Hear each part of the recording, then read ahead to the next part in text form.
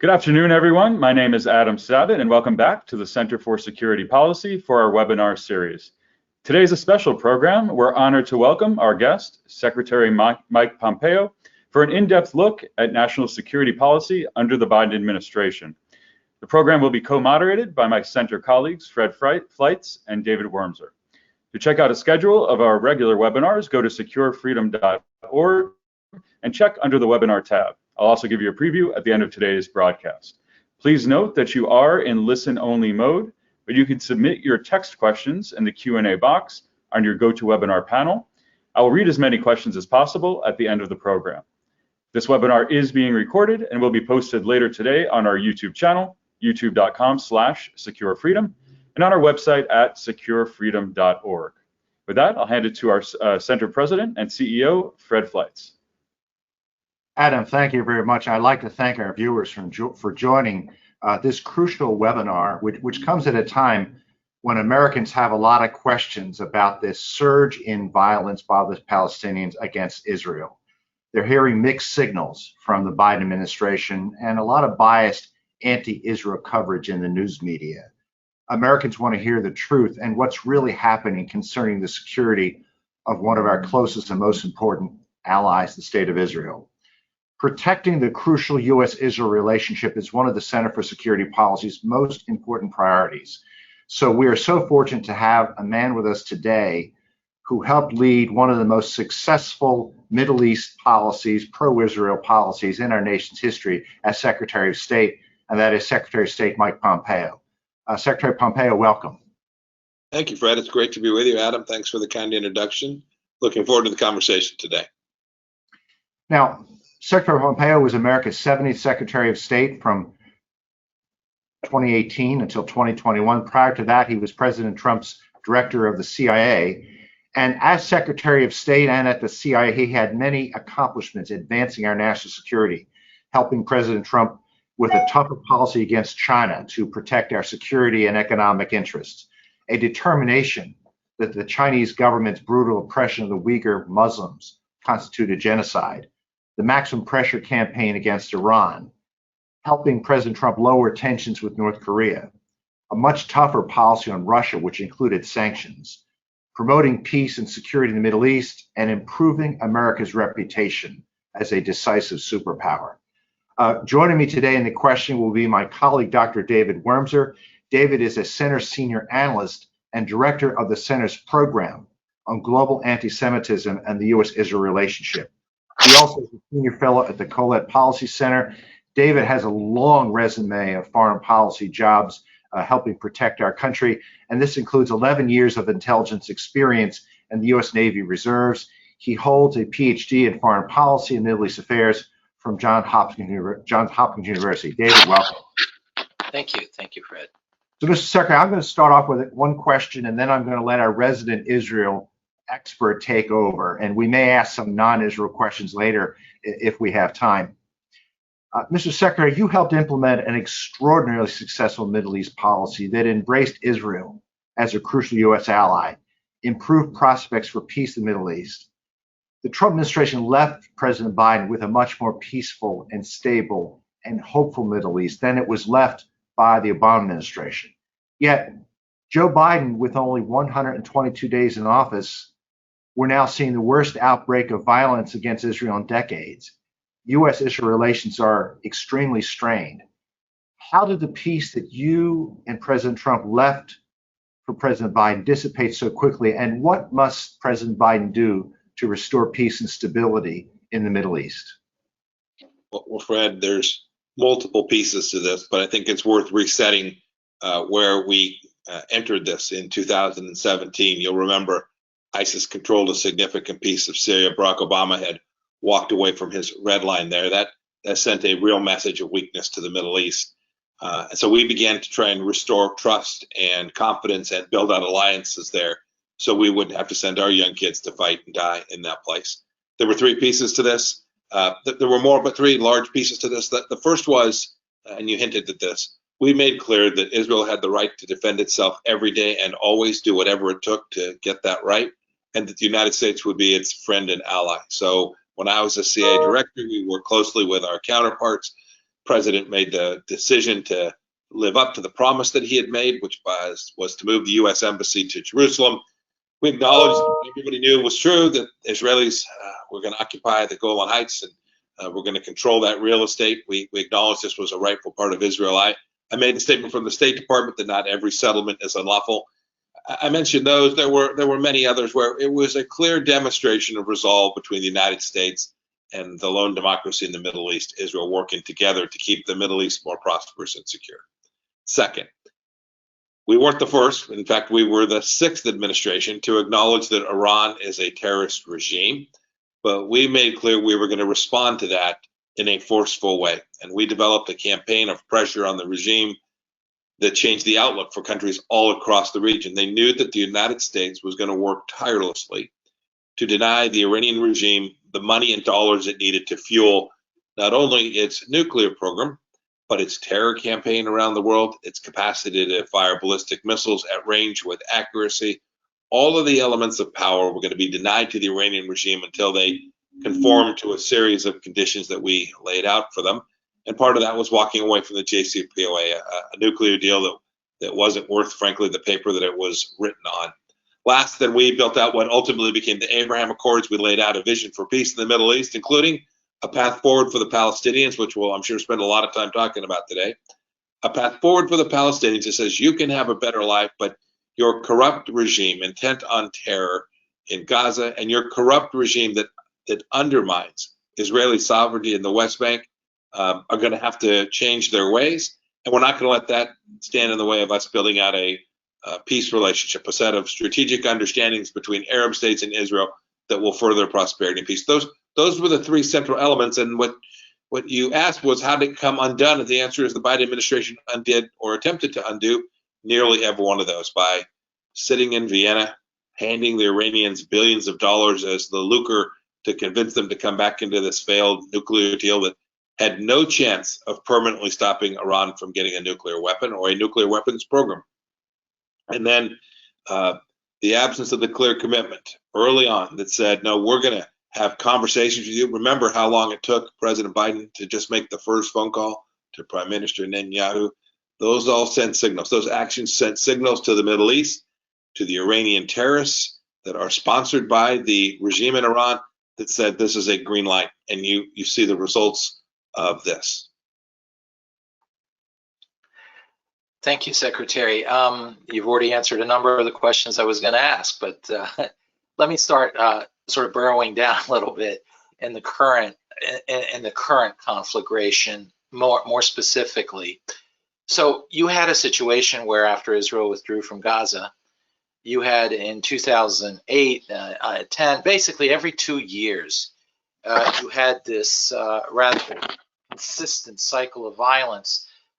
Not cycle, but escalation of Hamas attacks on Israel, each round being more deadly than the last. And the last was in 2014. So suddenly we've now had 7 years of peace. I'd also note that inside Israel, terrorism, violent actions against Israelis had trickled to near zero by the end of the administration.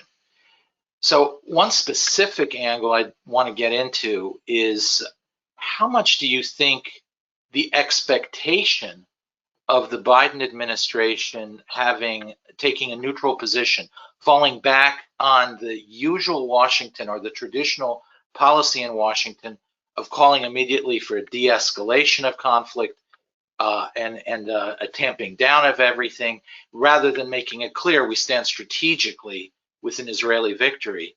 How much do you think the expectation of that drove Iranians, Abu Mazen himself, who was in some ways the instigator of this current round, and Hamas to think they have an opportunity here, regardless of militarily how it turns out, to drive a wedge between the United States and Israel? And how much do you think that expectation drove the explosion? Yeah, David, it's always hard to know precisely what underlays these issues and the timing of them. But what is unambiguously clear is that the Iranians understand power and force and determination. And deterrence is possible with respect to the regime. We demonstrated that time and time again, whether it was the strike that we took when the Syrians used chemical weapons, when We took out Qasem Soleimani when he was threatening to kill even more Americans than he had already killed. The Iranians understand power and deterrence, and they can sniff weakness 5,000 miles away. And so I think your point is well taken. The Iranians now know that the administration is going to sit down with them. It's the same cast of characters: Robert O'Malley, Wendy Sherman, Susan Rice, John Kerry. They're all back. When, you know, I joke, when Vice President said, we're going to bring America back. Yeah, you brought them back, all right. And what did you beget? You beget war.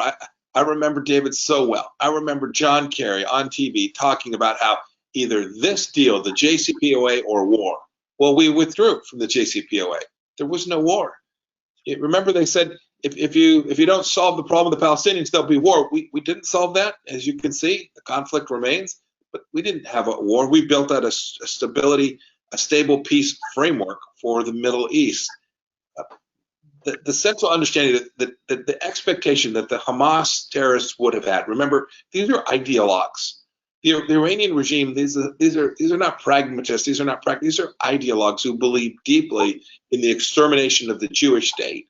So when they think that they have weakness in the United States, when they have a sense that the first thing out of the bag that's going to get said isn't, you know, Israel has every right to defend itself, they should go take care of this problem set. Period. Full stop. When they think there'll be a whisper on the end of that, a whisper that says there's some moral equivalence between these terrorists, Hamas, whose mission set is to kill civilians, to drive international outrage, and the Israelis, who do everything they can not to kill civilians, when they sense there'll be an expression of moral equivalence, such as asking for a ceasefire, they know that this is not a red light. This is not something that concerns them, and they are likely to do just the kind of violence you're seeing today. Yeah. I mean, it reminds me of the expression, the Israelis are using missiles to defend their civilians. Hamas is using their civilians to defend their missiles. I want to go back a little bit historically, because it's I see it in Israeli debate and in the debate in the region and being brought up here, mostly by the critics of the Trump administration.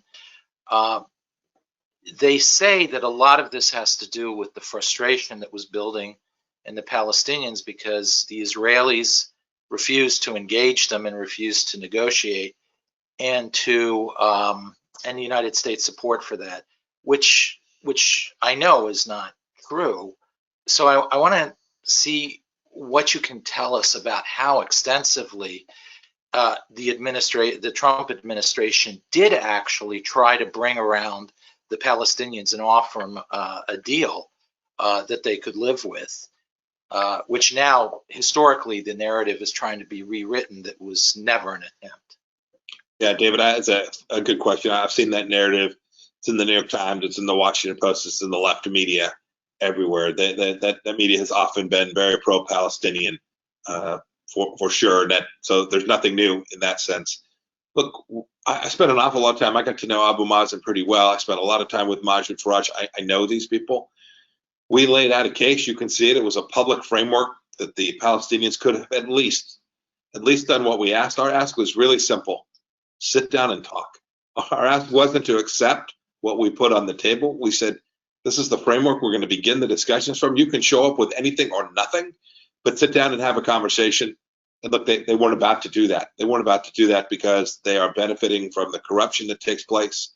They knew that we weren't going to turn back on the funding to the Palestinians, to UNRWA, that we had cut off until they actually came to the table with a serious proposition. We put a proposal forward that I don't think anybody can deny would have made life better for Palestinians living in the West Bank, roads and buildings and things that would have given them jobs and opportunity. This is what good leaders would do. They would figure out a way to get the best deal that they could possibly get and then deliver good outcomes for their people. The Palestinians during our watch had no interest in this whatsoever. It was no to everything we proffered. Got it. That's an important point that historically should be recorded well. And David, the last point there too is, remember, the other thing that this administration did is they turned back on the funding. Right? They told the Palestinians, we're gonna pay you some money, and the idea was if we pay this money, then there'll be peace. Right? If we cut the money off, boy, there's going to be war. I remember that. Some of my team, State Department, And CIA and analysts said, if we cut off this funding to the Palestinians, we'll create the next intifada, we'll create the next set of violent eruptions or terror inside of Israel, knives and the like. You remember these from the Obama years. We did that. We did that. We made very clear we're not going to use American taxpayers' dollar to underwrite terror regimes. And when we did that, they understood we were serious, and we didn't have the violence that the New York Times and Washington Post so hastily predicted wrongly. Absolutely, absolutely. So let me turn to a difficult question that I've asked Israelis, senior Israelis. I'm not getting a very good answer from them either. So in these rounds between fighting that Hamas did up until a year before the Trump administration, which led to the longest sort of ceasefire or quiet in this various cycles, Hamas managed effectively to use money from Iran and elsewhere to increase its capabilities. And in the end, now what we're seeing is a very dangerous entity, not quite the level of Hezbollah, but certainly way beyond where it was. The Israelis, since 2006, have believed they've effectively deterred Hezbollah in a way that they didn't deter Hamas. But at the same time, we're seeing the buildup of Hezbollah consistently throughout this whole period. So beyond the issue of deterrence, how would you handle Hezbollah now? We're seeing that the quiet period is not really a strategically stagnant period. Hamas and Hezbollah use it effectively, in fact. So how would you handle Hezbollah now? It's a good question. The risk that Hezbollah decides to join this fight is real. They are performing calculations. We have seen in open press reporting that their leader Nasrallah was talking with the head of the IRGC Quds force. I'm sure they weren't talking about the nice weather. We know this. We know that Hezbollah has been able to build out their capabilities, including precision-guided munitions in the north, that threaten Israel in ways that these rockets from Hamas cannot. And so the challenge, we took a singular approach. We said we're going to deny them wealth and money. To cut that off completely, to stop that in its entirety, is a well-nigh impossible. But we know that Hezbollah fighters were receiving only a fraction of their salaries for the last, really, it was 18 months or so of our time. It took us a while to get these sanctions in full force and effect. And then, of course, they don't really begin to grip hold on their regime's capabilities for some time after that.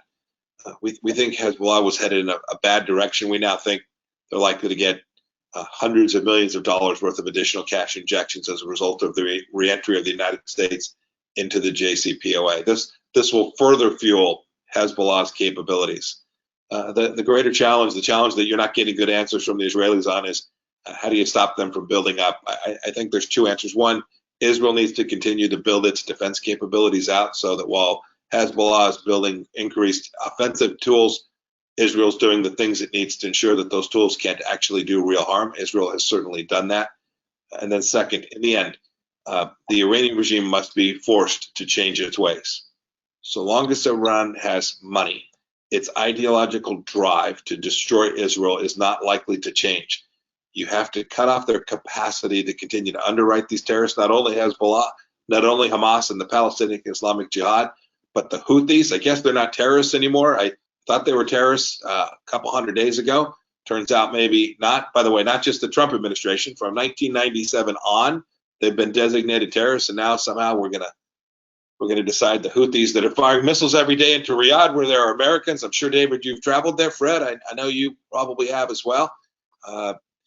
Until we take down the Iranian regime's capacity to inflict these terror militias on the world, it's very difficult for any nation, including Israel, to completely defend against their capacity to do this buildup. That leaves you with deterrence. We had reached a pretty good place. In the end, we needed more time to convince the Iranian regime it must change its ways. I'll turn to Iran in just one second because we're already beginning to broach it. But just one last thing on the Arab-Israeli. So it's been sort of an icon of peacemaking and policy in Washington since really the 80s, late 80s, that some form of state or something, a two-state solution of some sort should arise. that will bring about peace. And we have derived from that the Oslo process where Israel gave up. And we had partly derived from that the Israeli withdrawal from Gaza. Both have resulted in explosions of violence rather than peace. How much do you think the United States ought to continue with that core framework concept of a two-state solution? I mean, the Trump administration was still within that framework, but it did understand that it didn't really have to choose between the Israelis and the Arabs, that actually being pro-Israeli helped with other Arabs as well, and that it improved a regional climate that led to peace, despite what the current administration's press office is saying, that these were empty peace treaties. They were actually very genuine moves forward in creating a regional climate of peace. But that said, at the core, we never really got anywhere with the two-state solution. Do you think we should continue along that path in a slightly different way, or do you think we need to start thinking creatively about different possible solutions? David, I think the solution that we proposed was actually different. You'll note that the 70th Secretary of State didn't commute between Jerusalem and Ramallah trying to figure out where some line on a map would be, trying to negotiate some technical outcome, which essentially has to follow an ideological commitment from the Palestinians that says, no, it's acceptable that there will at least be one state called Israel. Right? This ideology, you can't walk away from this while they cling. And if you look at the covenants that Hamas has in place, and you look at until they acknowledge that Israel has a right to exist, there's no map making. There's nothing to really hold on to. We proposed something that was inside the traditional framework in terms of a two-state solution, but acknowledged that those two states would be radically different. We would give maximum autonomy to the Palestinians in the West Bank every place that we could. We would ensure that they had the ability to have jobs and work and roads that were there and security and privacy for their own people. All of those things we could deliver. And I'm convinced that the Israelis would have, when they sat down and had conversations with the Palestinians, would have been able to deliver as well. But that Israel was going to need to maintain the capacity to defend itself. And you can see today precisely why Israel will never give that up. And Israel should never be asked to give that up. We wouldn't ask that of any other nation state. So I do think there is a framework there, but it will have to begin with leadership in the West Bank that is not corrupt, that is not intent on simply throwing Molotov cocktails into the negotiation, but rather is serious about acknowledging Israel's right to exist and working on a solution that provides maximum sovereignty inside of the West Bank. It's achievable. This will result in there being two separate governing institutions, and that's completely appropriate and probably the most likely path to not having violent events erupt cyclically like you're seeing today.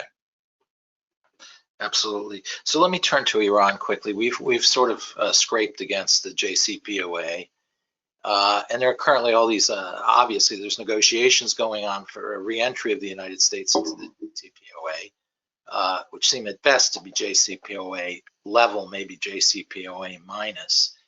How would you do this differently? And is, especially now given the experience of what we have with what's going on in Hamas and Hezbollah in Syria, and where obviously that money that was released by the JCPOA went, how would you approach this negotiations with Iran differently? How would you, even if you would engage?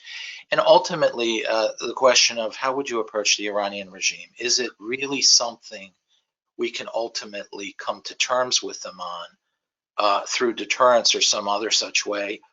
Or do we have to think about a more aggressive policy of destabilization in Iran? We don't know. We weren't able to test that theory in its entirety, David. I don't know the answer to that.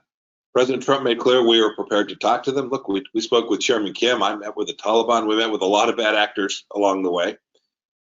But at no time did we ever give up on the things that mattered to America, the things that kept American people safe. We were deeply focused on ensuring that the outcomes that we got there achieved America's vital national security interests and that of our allies and friends and partners. So our negotiations would have been approached very, very differently. We would have had the chance to have this conversation only with a condition that the sanctions weren't going to be released until we had a path which could create That's the right way to think about it. Maximal certainty that the Iranians had given up on their ambition to have a nuclear weapon. That would have had to include not enriching, because as we've seen, if you have the capacity to enrich, you can just spin the centrifuges a bit faster, and it doesn't take long until you can have something that begins to approach weapons grade uranium. And so the negotiations that we would have had would have happened against the backdrop of American strength, of American sanctions, of a coalition that isolated the Islamic Republic of Iran. I mean, remember, I don't know how many times I heard from people, boy, America's going it alone. President Trump and Mike Pompeo don't care about coalitions. Iran was never as isolated as it was on January 19th of 2020. Arab nations all across the world, many European nations, even if not the E3, many European nations understood that Iran was the central destabilizing force in the Middle East as well, and were prepared to join us in executing on the vision that we had for how to convince the regime to change its direction. I don't know, David, I don't know how that would have happened precisely. I do not know if the Ayatollah would have ultimately made the choice to drink from the poison chalice, or when he would have done so. But we knew this much. We knew to the extent that we allowed commerce to flow back into Iran, that we allowed the sanctions regime to be lifted, that we were going to empower the worst of the worst inside of Iran to continue to build out their missile program, their terror campaign, and ultimately chip away and chip a path towards their nuclear program as well. Thank you. I'd add one small thing, is that the peace accords, the Abraham Accords, certainly showed the Iranians visibly how isolated they were becoming. There was an operational strategic structure emerging on their borders that drove home the point of it. So there is a strategic dimension also to the Abraham Accords that what people miss. I'd like to turn this over to Fred Fleitz. Fred, I think, wants to ask a few questions beyond the Middle East. So, Fred. Okay, thank you.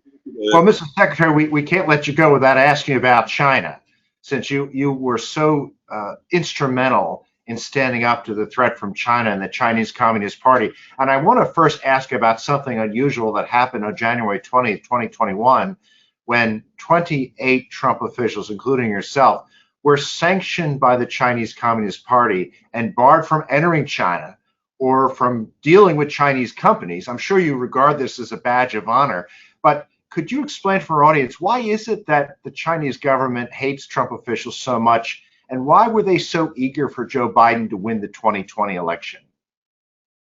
Well, Fred, it's funny. On the next day after the sanctions were announced, my son's fiance called me and asked if she was marrying into the sanctions regime. And I told her I hadn't looked at it formally, but she should count on taking any trips to China before that big wedding day. Look, there were two reasons that they came after us on January 21st.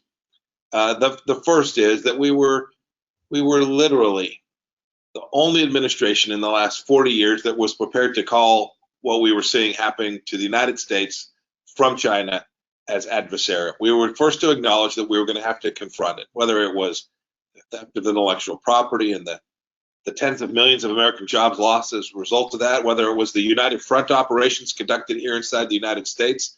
President Trump put tariffs on the former. I closed the consulate in Houston to address the latter. Whether it was their military buildup and their surveillance state, whether it was the genocide in the West, we were going to, in a full-throated way, deliver to the world an understanding that says, if you want to continue to live in a society, a global world that resonates with Western values, state sovereignty, the rule of law, contracts that can be honored between countries, international organizations that weren't corrupt, then you're going to have to choose as between the West and China.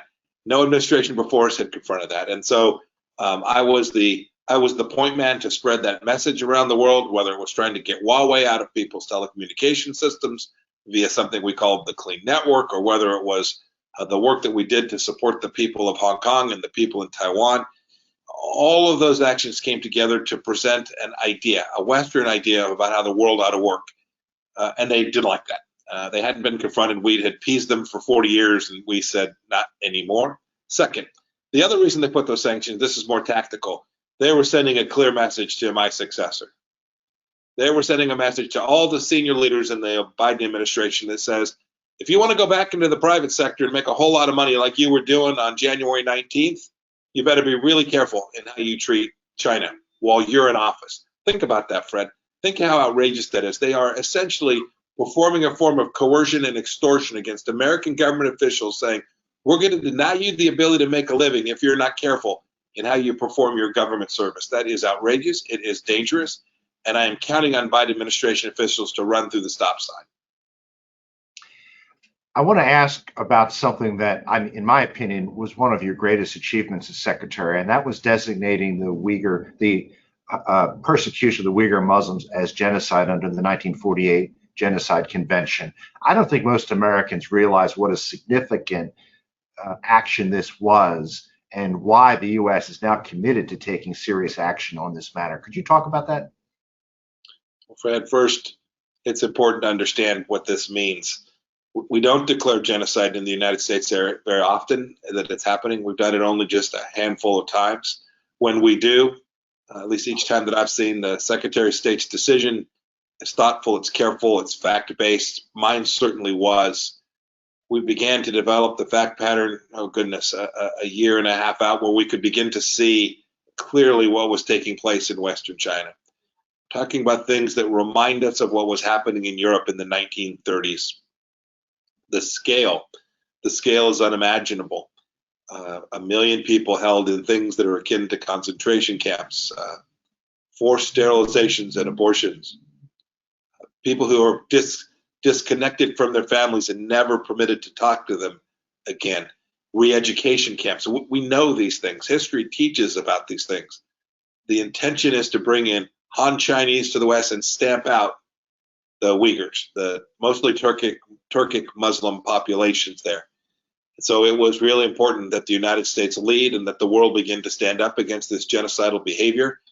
The fact that there's still connectivity there, that we have companies that are doing business in this place and supporting this government that is so tragically tyrannical and authoritarian and denying these most fundamental rights to these simple people who simply want to live their lives. The fact that we're going to likely hold an Olympics inside of China, a genocide Olympics inside of China in just a handful of months, should shock the conscience of every person around the world. Mr. Secretary, you led a battle for the Trump administration against the propaganda by the Chinese Communist Party that tried to deflect responsibility from its criminal negligence that allowed the coronavirus to become a deadly worldwide pandemic. I imagine this is one of many reasons why the Chinese government doesn't like you. But I'd like to hear your thoughts on what you did in that regard, and where do we stand right now in terms of holding Beijing accountable for what it did to the world with this deadly virus? Yeah, Fred, it became apparent early on. So January, February of 2020, that the Chinese Communist Party had gone full Chernobyl. That is, they were not going to let anybody have access to any information, any data. They were going to cover this thing up. They were going to use their propaganda tools. At one point, you'll recall, they tried to blame the United States for having brought the virus upon the world. This was the classic disinformation campaign foisted upon the world. We tried, the CDC tried, HHS tried, the State Department through our ambassador tried to get access to this information, and we were shut out. And doctors were disappeared, journalists were taken off the map. This was full lockdown information mode by the Chinese Communist Party. Well, in spite of that, what have we learned? In the spring, or maybe it was early summer of last year, I suggested that the virus likely came from the Wuhan Institute of Virology. I was mocked a bit. Certainly, when in the medical community came to my support, the Chinese had a lockhold on this thing, a stranglehold on the information, saying, "Oh, this came from a wet market. This virus had to be couldn't have been man-made or manipulated." Well, none of those statements are true for sure. And while I can't prove where it came from, I can tell you that the overwhelming amount of circumstantial evidence suggests that the Chinese were working on this virus in their laboratory, that the laboratory was unsafe, that the laboratory actors, whether they were doctors or technicians, were conducting a set of activities that made the virus more human-to-human spreadable and likely more lethal as well. And then somehow it likely got out of that laboratory. I hope I'm wrong, but they're reckless. You use the term criminal negligence. Their reckless behavior in terms of covering up where patient 0 came from or where this virus actually began inside of Wuhan suggests that there's something that they do not want the world to know. I hope one day they will prove that I am wrong, and that they will demonstrate to the world that patient 0 wasn't something that came from inside of a Chinese bio facility in Wuhan, China. I want to ask one final question about North Korea. I've had the privilege of discussing this with President Trump. He considers his personal diplomacy with Kim Jong-un a great success that brought stability to the Korean Peninsula. We all agree he didn't achieve everything he wanted to achieve, but he significantly lowered tensions. There's been no nuclear tests since 2017. What's your opinion looking at that now, the president's personal diplomacy with Kim Jong-un? Yeah, look, I think the president's got that part right. I remember when we came in, the president talks about how President Obama told him this would be his biggest problem. It was certainly foremost on our minds. When I became CIA director, I immediately stood up a mission center aimed at assisting the president having the right fact set associated with the Korea challenge, not just North Korea, but all the players around it, how we might ultimately get the North Koreans to make the decision to give up their entire nuclear weapons program in a verifiable way. We didn't get there, but the president's willingness, his willingness to meet with Chairman Kim gave me the opportunity to travel there first as CIA director and then as Secretary of State to meet with Chairman Kim and his most trusted advisors to begin to flesh out the range of possibilities. We were hopeful. We were hopeful that following Singapore, where Chairman Kim made the commitment to denuclearize, that we could put a path forward where we could achieve that in a way that never put the world at risk. Ultimately, after Singapore, we went to Hanoi. We weren't successful. Chairman Kim decided ultimately not to give up his nuclear program, but he did reconfirm his commitment not to conduct nuclear tests. He reconfirmed his commitment not to conduct long-range missile tests. That matters a lot to us here in the United States. Those were good outcomes, albeit partial outcomes. I hope this administration won't lose focus. This is still a dangerous nation, a nation with a capable nuclear program, and one that has not yet decided it wants to be part of the community of nations. There's still more work to do. I completely agree. Mr. Secretary, I would love to ask you more questions myself, but I want to open it up to questions from our audience. So I'm going to invite my colleague, Adam Savitt, to come back on screen. So Adam, do you have any questions? We sure do. There's a couple of questions about Turkey in the region, and specifically, given Erdogan's long-term goals, can we count on him to stay out of this conflict as far as materiel or missile defense support? Oh, goodness, no. I don't think we can. There's a history of President Erdogan playing footsie with bad guys. The animosity between shouldn't personalize, between Turkey and Israel is well known. I hope that President Erdogan and Prime Minister Netanyahu will have conversations. This is a NATO partner. We shouldn't forget. And I hope that Turks decide that getting involved in this conflict, getting involved in the side that would put more Israeli lives at risk is a bad idea for Turkey. I hope that our ambassador there in Turkey and our leadership team in the State Department is making that very clear to the president of Turkey. A lot was made in the press about Israel's destruction of an empty office building in Gaza. The AP claims they didn't know that they shared office space with Hamas. Do you think this claim is credible? So it seems incredulous that if there were Hamas members operating on this building, that the other tenants of the building wouldn't know. I'm happy to see how the data set and the facts all get sorted out, but it shouldn't surprise anyone if it turns out that Hamas was using these journalists as human shields. This is a well-known tactic of the terrorists in the Gaza Strip. They'll hide their weapon systems next to civilian buildings. They'll hide them inside of hospitals. Well, look, we've seen this before in the Middle East too, where they use mosques to fire and hide weapons, to hide weapons and fire weapons from, knowing that there were two good outcomes. One, that the Israelis, or in that case, the Americans, wouldn't fire on them. That'd be good. Or in the second, they would fire on them, and then they could show the video of Israel taking out civilians.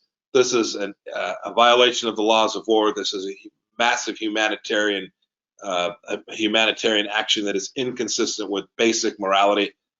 We know Hamas has engaged in this before. It won't surprise me at all, is when all the facts are known, is that Hamas was operating right alongside journalists inside of that building, and we'll let those journalists explain how they didn't know that they were engaged or sitting next to a bunch of terrorists. I guess the last thing I'd add is you can see the difference here too. When I hear these two Hamas and Israel compared, it breaks my heart, because the Israelis warned before this strike. I'd ask you how many warnings Israeli civilians have received before a rocket landed in Tel Aviv or Ashkelon or Jerusalem. The Iron Dome system has proven to be incredibly effective. What's happening with the longer distance anti-missile systems that Israel was working on to defend against Iran? I don't want to say much other than this is a project that's very important. Air defense systems matter an awful lot to countries all throughout the region. We worked hard with our Saudi friends to make sure they had Patriot air batteries that could, or air defense systems that could defend themselves from Iranian missile strikes. It is important that these nations have the capability to at least take down most of those missiles when those strikes happen. They have an important deterrence component to them. I'm confident the Israelis will ultimately get this right. The last thing I'll say, it's important. It's also the case that there are supply issues that need to be maintained. That is, for Iron Dome to continue to be successful, we need to make sure that they have all of the systems, all the components, all of the materials they need to make sure that Iron Dome can continue to operate against this massive barrage of rockets that are coming from Gaza. I hope that the United States and Israel's allies and friends will continue to supply that equipment and that material. There are many people and organizations in the West that work closely with the CCP and have undermined democracy, such as free speech and human rights. How can we, or should we, be calling these people out as much as we call out the CCP itself? Well, in the first instance, the Chinese Communist Party must be accountable for the things they do. They are the first order bad guys, just as, I wish the Biden administration took a different approach with respect to Hamas. In the end, it's Hamas and the Palestinian Islamic Jihad that should be held accountable for this. But we did this in the Trump administration. We not only called them out for doing business in Xinjiang, we then implemented governmental actions that supported them withdrawing. So we put items on the export list so that they couldn't come out of Xinjiang. We sanctioned Politburo members that were engaged in the bad behavior that was connected to genocide or connected to the malfeasance that took place in Hong Kong. So there is a set of government actions that are needed before we begin to call out private sector actors. But we should never shy away from this. I've talked about this with respect to the Olympics. Think about this. If you're a network television station going to send journalists to broadcast the Olympics from China in 2022, and your journalists decide they want to say something about Xi Jinping, it is not lovely and positive. What's the chance that they get to come home to their family? Should you put your journalists in a place where you know that they've been canceled, silenced, or prohibited from speaking in a way that reflects the truth of what you will likely see on the ground when you go there, unless your minder keeps you away from it? These are important questions that we should ask to every commercial entity that's engaged in these kinds of businesses. Do you want to be part of the silencing machine of that surveillance state, of that genocidal regime? I think most business leaders would say, no thanks, we'll figure out another way to make money. There's a question referencing Egypt's position and that they have a border with the Gaza Strip and what's their responsibility. And, in the past, there's been some proposals that Egypt might even take responsibility over the Gaza Strip. Is any of that viable? It's been talked about. It's kind of like a unicorn. It's often talked about, seldom seen. The Egyptians have been a force for good. However, they have worked to previously negotiate ceasefires to get the violence to be reduced. That's always a good thing.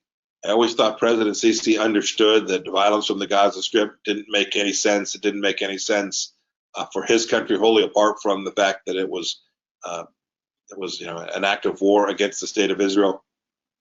I hope President Sisi will continue to use all the tools that he has to influence and convince these terrorists they should cease their violent behavior.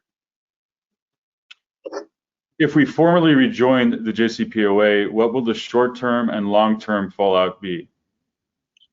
Well, the first term is you'll have some rich German companies and some wealthy Frenchmen and some dead people in the Middle East. Those are the short-term implications, right? There'll be more terror, there'll be more risk. The assassination campaigns that the Iranians run will only profligate. Our position in Iraq, our embassy in Iraq, will come under increased threat because there'll be more capacity to pay more knuckleheads to participate in Shia violence inside of Iraq itself. It'll be a less independent sovereign state. Those are the short-term implications of rejoining the JCPOA. There'll be some great cocktail parties at the United Nations. I'm sure that'll be fun. I'm sure Brussels will be happy.